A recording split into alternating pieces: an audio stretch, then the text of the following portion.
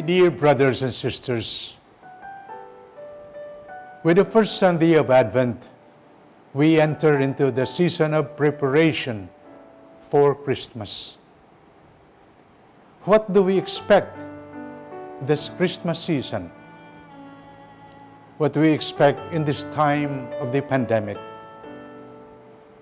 As people of faith, we know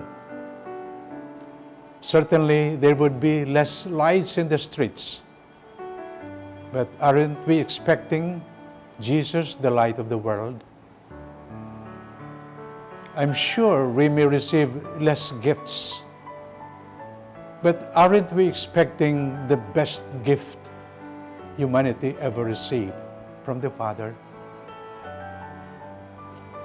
For sure, there will be less people in the churches because we are limited, or in the malls. But isn't it also beautiful when the small churches of home gather before the altar to adore the newborn King? There will be Christmas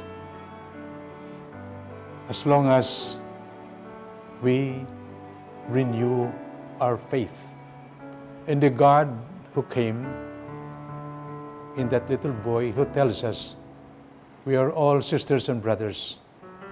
And even with pandemic, to the extent that we deepen our faith in God, as we say, ampo, to the extent that we care for each other, try to make every effort that COVID will not spread, and we say, amping. And to the extent that we share even the little that we have, food, prayer, reaching out in brotherly love.